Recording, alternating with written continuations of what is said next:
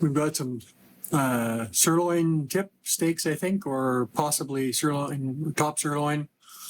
I don't actually remember now, but they've been dry brining in the fridge for about 10 hours, which steaks that are less than a ½ inch thick, that's plenty of time.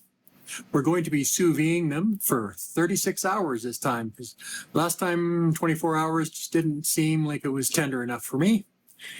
And we're going to be searing them at 329. So we have a little bit of leeway for searing them and not having them get overdone. All right, let's get started.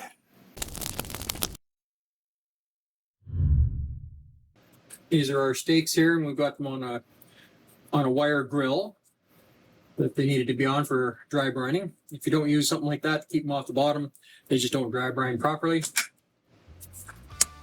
So now I didn't add any other spice to them. And because of dry brining, they're too dry for spice to stick. So I'm just going to take a little butter here that I melted in the microwave. And we're just going to baste them to act as a binder for our spice. And we all know butter makes everything better. Now, if you don't want to use butter, you could actually use lard, which comes from a pig, fat from a pig, or tallow, which is fat from beef. And you can melt that down and use it as your binder. Just don't use any seed oils or vegetable oils or anything like that.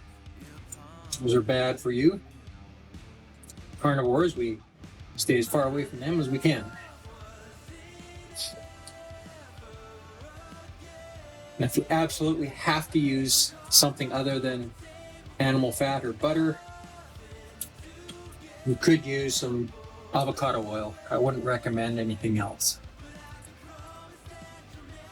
Especially anybody there that is dealing with autoimmune disease. You tend to be reactive to a lot of things. I know I can't use olive oil. I react within an hour, and it triggers my osteoarthritis, and I wind up in pain for 3 or 4 days afterwards.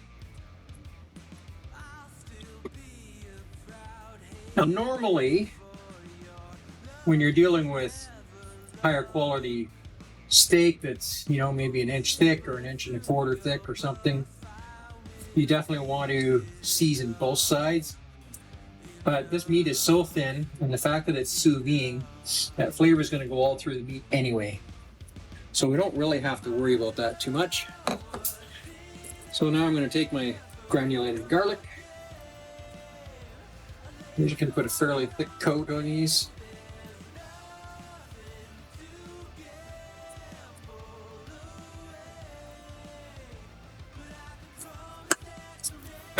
And we're going to grind some fresh pepper.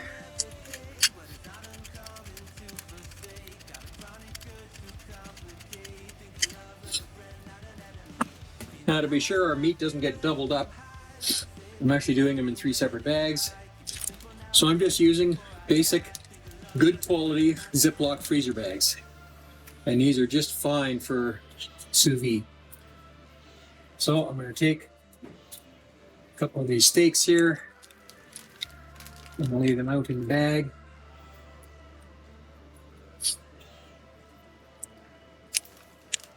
Yeah, I think we got enough room for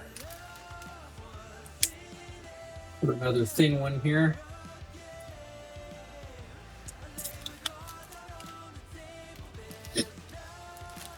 Okay.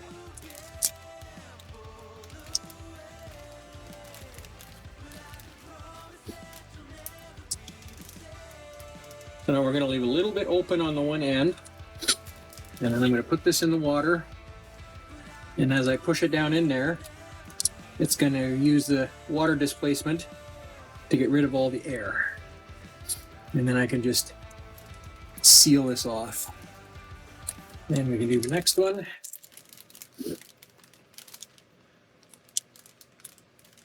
Now you notice I've got these turned inside out so that we don't contaminate the seal or the zipper. And as we put the steak in,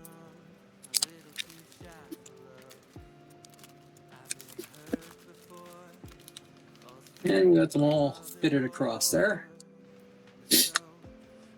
And this little tidbit we'll just throw in there. Now we're going to do the same thing again. Use the displacement method.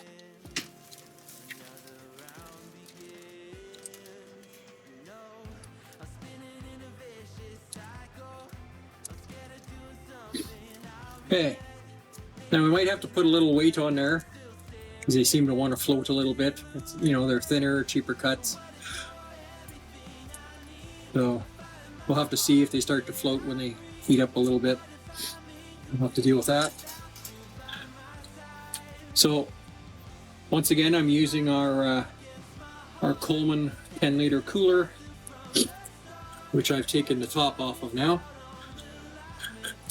And we've got our sous vide machine already set up, plugged in, ready to go. So we're going to set this to a temperature of 129, and we're going to set the timer for 36 hours. So by the time they're done, actually I'm going to put a little extra time on the clock because I've discovered that the clock isn't very accurate on this on longer cooks. So if I set it for 36 and a half hours, it'll actually come out right at about 36 hours. And then we're going to start it. Now, as always, it gives you the temperature that the water is at when you've started up. And I got hot water out of the tap, as hot as it would go. So I'm just going to add a little bit more now. And we got to keep an eye on the water level. We can't let it drop below the minimum line on the sous vide machine. The nice thing about using a cooler like this is it's more efficient. So the machine's going to have to turn on less often. Now, if we had something we wanted to put on top, we could keep the water from evaporating so much. Matter of fact, let's see if the lid can lay across there. Looks like it just fits, actually. So it's only leaving a little open space here and here. So that should help not only keep the meat down, but it'll help keep the water from evaporating so fast. Normally in like a larger pot, like that big silver pot you see me do, that's like a 16 liter. So that one we have to top it up every 8 to 10 hours. Hopefully this will be good for, 12, 14 hours. So I'll bring you back when we're ready to sear them. Well, good morning. So it's 36 hours later, and I've given the steaks a little time to cool down so we don't get them overcooked when we sear them. And they were also cooked at 129 degrees. And I know some of you might be saying, hey, what about bacteria? Aren't you supposed to hit 140 degrees? Well, that would be true if you were only cooking it for a short period of time. But lower temperatures will sterilize the bacteria and stuff out of it when they're cooked for long periods of time. So 129 degrees for 36 hours is perfectly safe. It's not something you have to worry about. Let's get started. So there's one package of our steak.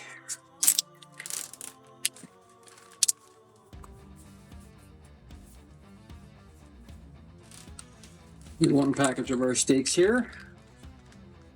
So just going to take these out.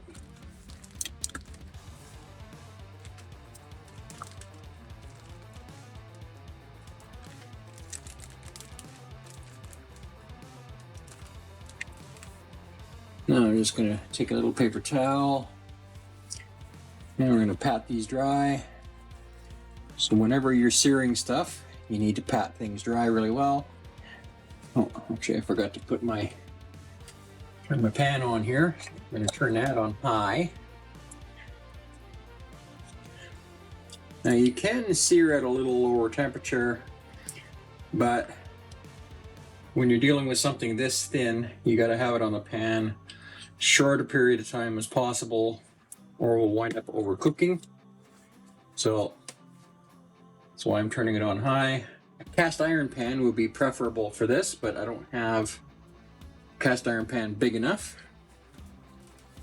So I've got these nice thick bottom copper pans that I use for this. So now we just have to get these patted really dry or they won't sear properly. Because the moisture, if you have too much moisture in there, you put it in the pan, it actually creates a a protective layer against the heat, and then you'll wind up steaming the meat. And that's definitely not what we want.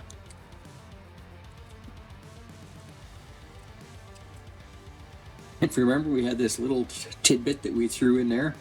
So this is just going to be a little piece I can eat while we're cooking. Okay, now I've just scooped a little lard in there that I saved from the last pork roast that I did. If you're interested in seeing that, I'll put a link up top here, or I'll also put a link in the description if you're interested in seeing that. We've got a nice sizzle going on there.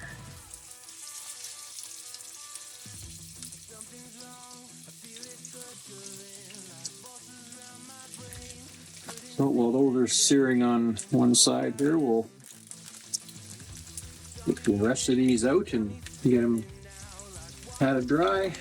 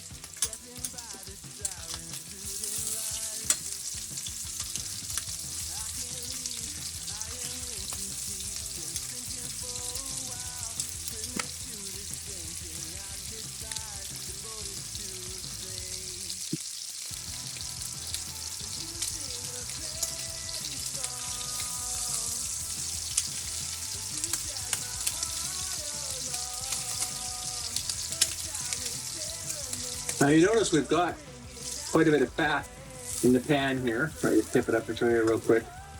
Now the reason that we've got that much is because you need that hot fat to give you that interface between the steak and the pan. Otherwise you get just a few little brown spots, but you mix a bunch. So it's important to have a fair amount of grease in there. Of course, we're carnivores, so we know that grease is a big thing for us.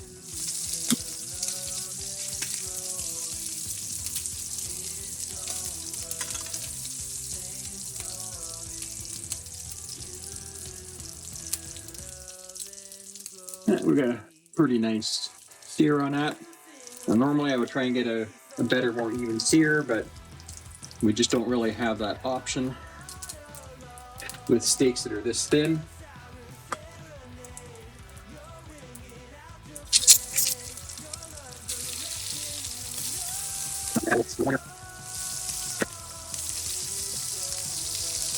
Now the reason I don't use butter for this is because we're searing at such a high heat. Butter has too low of a smoke point and it would just simply burn. So you need to use like lard, which is pork fat, or tallow, which is beef fat. And of course, as carnivores, we don't touch vegetable oil or seed oil.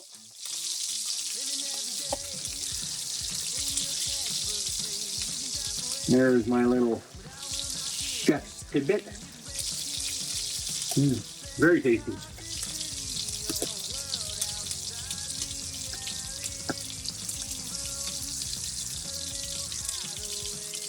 Oh yeah, that's what we're talking about.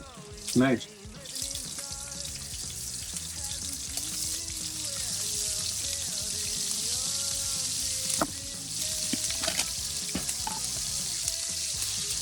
I think it's curling up a little bit, so I'm just going to hold it down. Make sure it gets seared.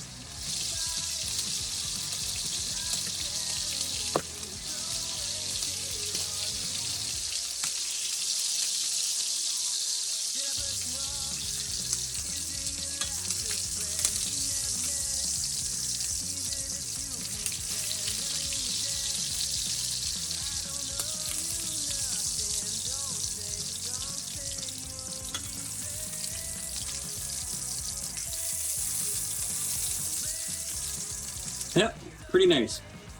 And if we're lucky, it won't have gotten well done in the middle.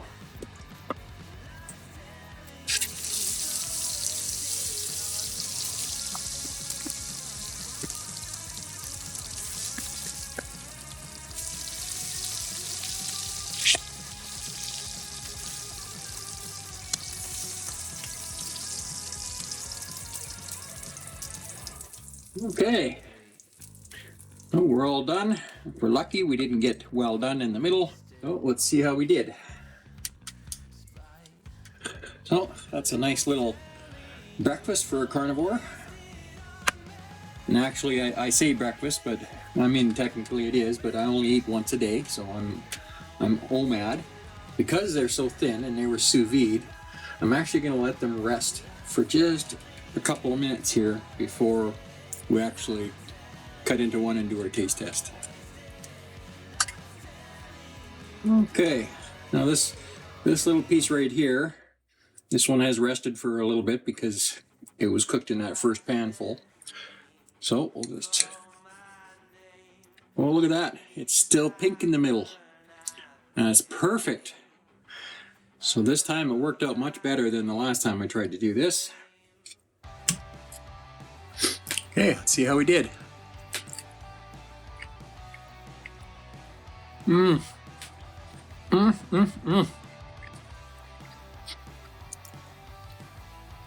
Oh, now that is beautifully tender. So definitely 36 hours for a thin sirloin tip steak like this is absolutely perfect. Couldn't ask it to be any more tender than that, and it's perfectly done. So just remember, 129 degrees for 36 hours. Dry it off, let it cool off for about 10 minutes. Put your pan on high heat and sear away. Well, thanks for joining us on another video. We're sure happy to have you here. We enjoy you coming to visit. If you enjoyed this video, please make sure to like and subscribe and hit that notification bell so you catch our future recipes and other videos we do on this channel. So, we'll see you on the next video. Bye for now.